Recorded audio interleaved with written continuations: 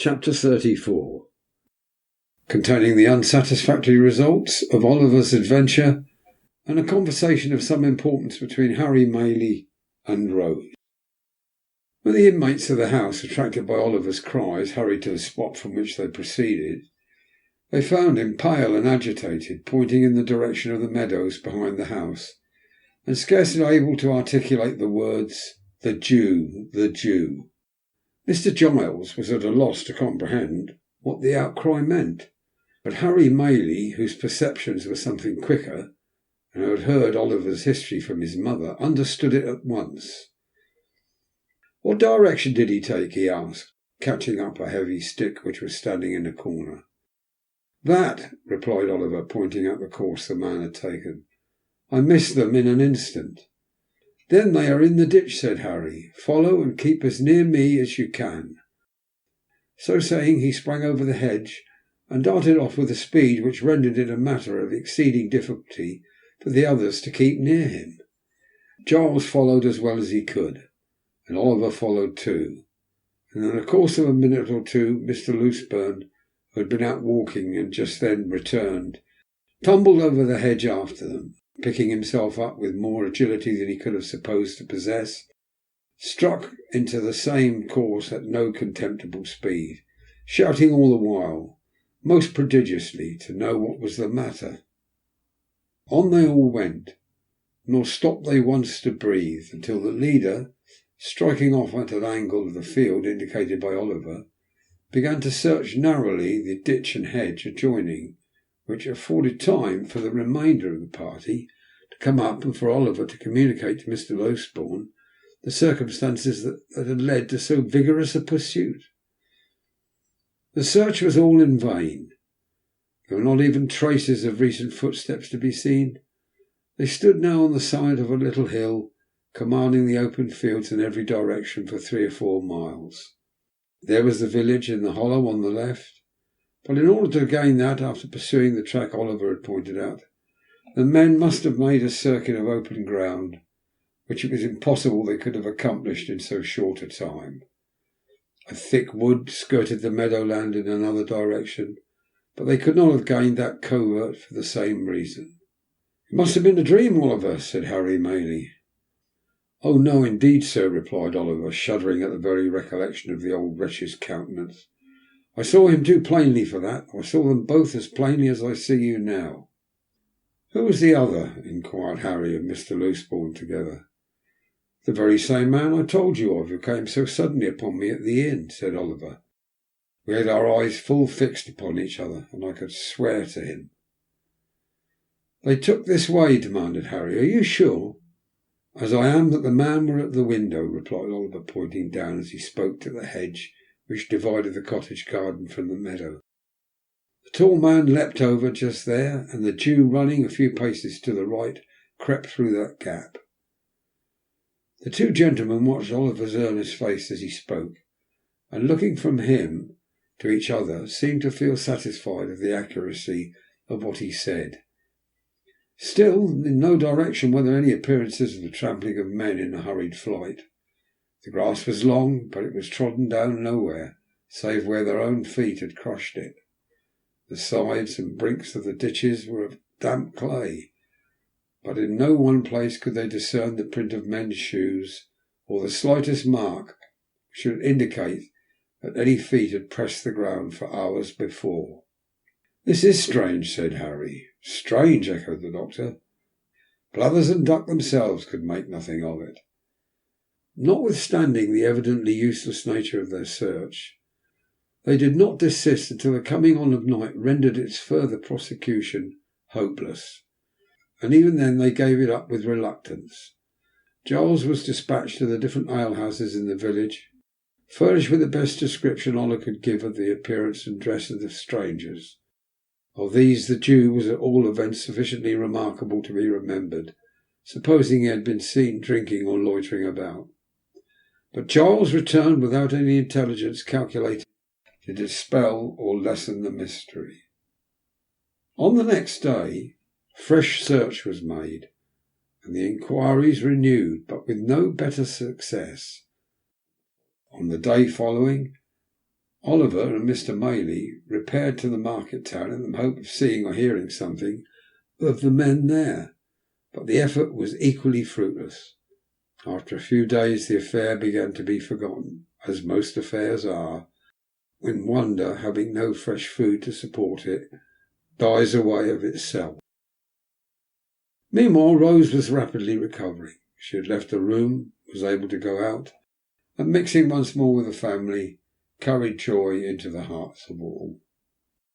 But although this happy change had a visible effect on the little circle, and although cheerful voices and merry laughter were once more heard in the cottage, there was at times an unwonted restraint upon some there, even upon Rose herself, which Oliver could not fail to remark.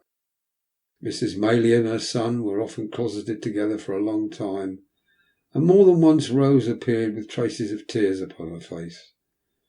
After Mr. Losberne had fixed a day for his departure to Chertsey, these symptoms increased, and it became evident that something was in progress which affected the peace of the young lady and of somebody else besides. At length, one morning when Rose was alone in the breakfast parlour, Harry Maylie entered, and with some hesitation begged permission to speak with her for a few moments. A very few will suffice, Rose," said the young man, drawing his chair towards her. "What I shall have to say has already presented itself to your mind. The most cherished hopes of my heart are not unknown to you, though from my lips you have not heard them stated." Rose had been very pale from the moment of his entrance, but that might have been the effect of her recent illness.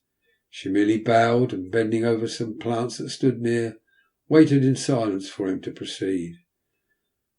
I ought to have left here before," said Harry. "You should indeed," replied Rose. "Forgive me for saying so, but I wish you had."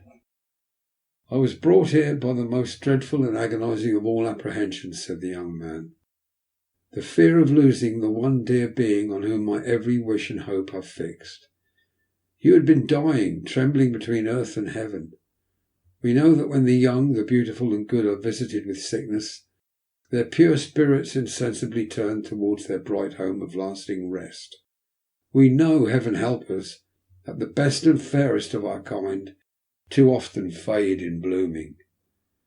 There were tears in the eyes of the gentle girl as these words were spoken, and when one fell upon the flower over which she bent and glistened brightly in its cup, making it more beautiful, it seemed as though the outpouring of her fresh young heart claimed kindred naturally with the loveliest things in nature. "A creature," continued the young man passionately, "a creature as fair and innocent of guile as one of God's own angels, fluttered between life and death. Oh, who could hope when the distant world to which she was taken half opened to her view that she would return to the sorrow and calamity of this? Rose, Rose, to know that you were passing away like some sort of soft shadow which a light from above casts upon the earth, to have no hope that you would be spared to those who linger here, hardly to know a reason why you should be, that you feel you belong to that bright sphere where so many of the fairest and the best have winged their early flight, and yet to pray amid all of these consolations that you might be restored to those who loved you. These were distractions almost too great to bear. They were mine by day and night, and with them came such a rushing torrent of fears and apprehensions and selfish regrets lest you should die and never know how devotedly I loved you, as almost bore down sense and reason in its course. You recovered day by day, and almost hour by hour some drop of health came back, and mingling with the spent and feeble stream of life which circulated languidly within you, swelled it again to a high and rushing tide. I have watched you change almost from death to life, with eyes that turned blind with their eagerness and deep affection. Do not tell me that you wish I had lost this, for it has softened my heart to all mankind." "I did not mean that," said Rose, weeping. "I only wish you had left here, that you might have turned to high and noble pursuits again, pursuits well worthy of you." "There is no pursuit more worthy of me, more worthy than the highest nature that exists, than the struggle to win such a heart as yours," said the young man, taking her hand. "Rose, My own dear Rose, for years I have loved you, hoping to win my way to fame and then come proudly home and tell you it had been pursued only for you to share. Thinking in my daydreams how I would remind you that in happy moment of the many silent tokens I had given of a boy's attachment, and claim your hand as in redemption of some old mute contract that had been sealed between us. That time has not arrived, but here with not fame won, and no young vision realised, I offer you the heart so long your own, and stake my all upon the words with which you greet the offer. Your behaviour has ever been kind and noble, said Rose, mastering the emotions by which she was agitated. As you believe that I am not insensible or ungrateful, so hear my answer. It is that I may endeavour to deserve you, is it, dear Rose? It is, replied Rose, that you must endeavour to forget me, not as your old and dearly attached companion, for that would wound me deeply, but as the object of your love. Look into the world. Think how many hearts you would be proud to gain are there. Confide some other passion to me, if you will. I will be the truest, warmest and most faithful friend you have. There was a pause, during which Rose, who had covered her face with one hand, gave free vent to her tears. Harry still retained the other. And your reasons, Rose, he said at length in a low voice. Your reasons for this decision? You have a right to know them, rejoined Rose, but I can say nothing to alter my resolution. It is a duty that I must perform. I owe it alike to others and to myself. To yourself? Yes, Harry, I owe it to myself that I, a friendless, portionless girl with a blight upon my name, should not give your friends reason to suspect that I had sordidly yielded to your first passion and fastened myself a clog on all your hopes and projects. I owe it to you and yours to prevent you from opposing in the warmth of your generous nature this great obstacle to your progress in the world. If your inclinations chime with your sense of duty, Harry began. They do not, replied Rose, colouring deeply. Then you return my love, said Harry. Say that, dear Rose, but say that, and soften the bitterness of this hard disappointment. If I could have done so without doing heavy wrong to him I loved, rejoined Rose, I could have. I received this declaration very differently, said Harry. Do not conceal that from me, at least, Rose. I could, said Rose. Stay, she added, disengaging her hand. Why should we prolong this painful interview? Most painful to me, and yet productive of lasting happiness notwithstanding. For it will be happiness to know that I once held the high place in your regard which I now occupy, and every triumph you achieve in life will animate me with new fortitude and firmness. Farewell, Harry. As we have met today, we meet no more, but in other relations than those in which this conversation has placed us, we may be long and happily entwined, and may every blessing that the prayers of a true and earnest heart can call down from the source of all truth and sincerity cheer and prosper you. Another word, Rose, said Harry. Your reason in your own words, from your own lips, let me hear it. The prospect before you, answered Rose firmly, is a brilliant one. All the honours to which great talents and powerful connections can help men in public life are in store for you. But those connections are proud, and I will neither mingle with such as they may hold in scorn the mother who gave me life, nor bring distance or failure on the son of her who has so well supplied that mother's place. In a word, said the young lady, turning away as her temporary firmness forsook her, there is a stain upon my name which the world visits on innocent heads. I will carry it into no blood but my own, and the reproach shall rest alone on me. One more word, Rose, dearest Rose, one more, cried Harry, throwing himself before her. If I had been less fortunate than the world would call it, if some obscure and peaceful life had been my destiny, if I had been poor, sick, helpless, would you have turned from me then, or has my probable advancement to riches and honour given this scruple birth? Do not press me to reply, answered Rose. The question does not arise and never will. It is unfair, almost unkind to urge it. If your answer be what I almost dare to hope it is, retorted Harry, it will shed a gleam of happiness upon my lonely way and light the path before me. It is not an idle thing to do so much by the utterance of a few brief words for one who loves you beyond all else. Oh, Rose, in the name of my ardent and enduring attachment, in the name of all I have suffered for you and all you doom me to undergo, answer me this one question. Then if your lot had been differently cast, rejoined Rose, if you had been even a little, but not so far above me, if I could have been a help and comfort to you in any humble scene of peace and retirement, and not a blot and a drawback in ambitious and distinguished crowds, I should have been spared this trial. I have every reason to be happy, very happy now. But then, Harry, I own I should have been happier. Busy recollections of old hopes, cherished as a girl long ago, crowded into the mind of Rose while making this avowal.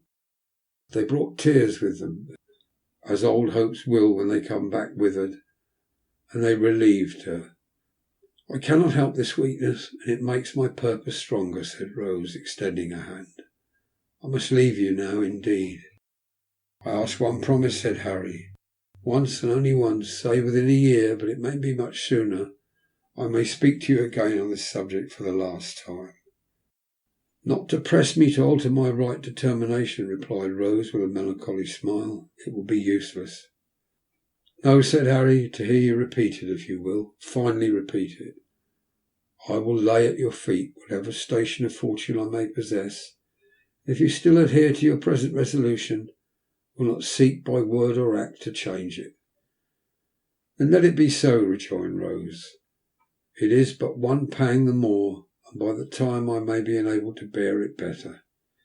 She extended her hand again, but the young man caught her to his bosom, and imprinting one kiss on her beautiful forehead, hurried from the room.